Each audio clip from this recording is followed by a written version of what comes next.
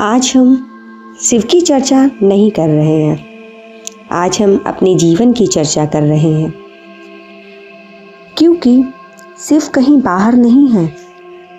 शिव हमारे जीवन के हर प्रश्न में है।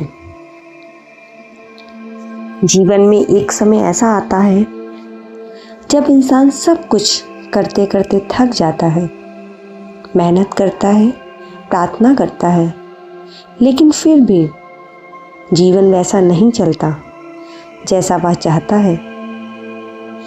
और तब मन में एक प्रश्न उठता है, अगर भगवान है तो मेरी सुनवाई क्यों नहीं हो रही है। यही वह क्षण होता है जहाँ से शिव हमें समझाना शुरू करते हैं, लेकिन ध्यान रखिए, शिव समझाते हैं शब्दों से नहीं, मौन से। आपने देखा होगा, महादेव कभी जल्दी उत्तर नहीं देते, वह तुरंत समाधान नहीं देते। क्यों? क्योंकि शिव जानते हैं हर समस्या का हल तुरंत मिल जाए तो इंसान मजबूत नहीं बनता। शिव समस्या हटाते नहीं, इंसान को इतना बड़ा बना देते हैं कि समस्या छोटी लगने लगे।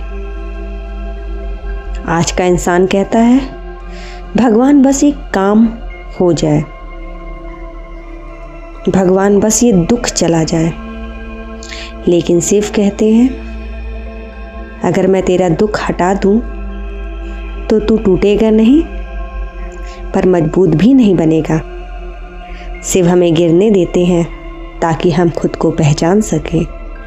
आप ध्यान दीजिए, शिव का स्वरूप कैसा है। ना राजमहल, ना सिंहासन, ना आभूषणों का ढेर। शमशान में रहने वाले महादेव हमें यह सिखाते हैं कि जीवन की सच्चाई सजावट में नहीं, स्वीकार में है। जो जैसा है उसे वैसे ही स्वीकार करना, यही शिव का मार्ग है। आज हम दुखी इसलिए हैं क्योंकि हम जीवन से हमेशा कुछ और चाहते हैं। हम कहते हैं ये नहीं होना चाहिए था, वो ऐसा क्यों हुआ। लेकिन शिव कहते हैं जो हुआ है वही तुम्हें यहाँ तक लाया है। अगर जीवन में वह दर्द ना होता तो शायद आप आज इतने गहरे प्रश्न नहीं पूछ रहे होते। और जो प्रश्न पूछने लगता है वही शिव के मार्ग पर आ जाता है।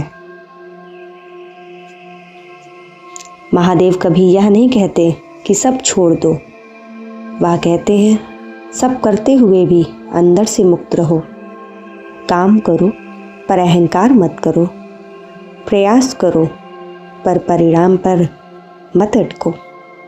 यही कर्मयोग है, यही शिव योग। जब मन बहुत भारी हो जाए, तब लगे कि आप अब और नहीं सह सकते, तब शिव को पुकारने की ज़रूरत नहीं, बस शांत होकर बैठ जाइए, क्योंकि शिव शोर में नहीं मिलते, शिव शांति में मिलते हैं।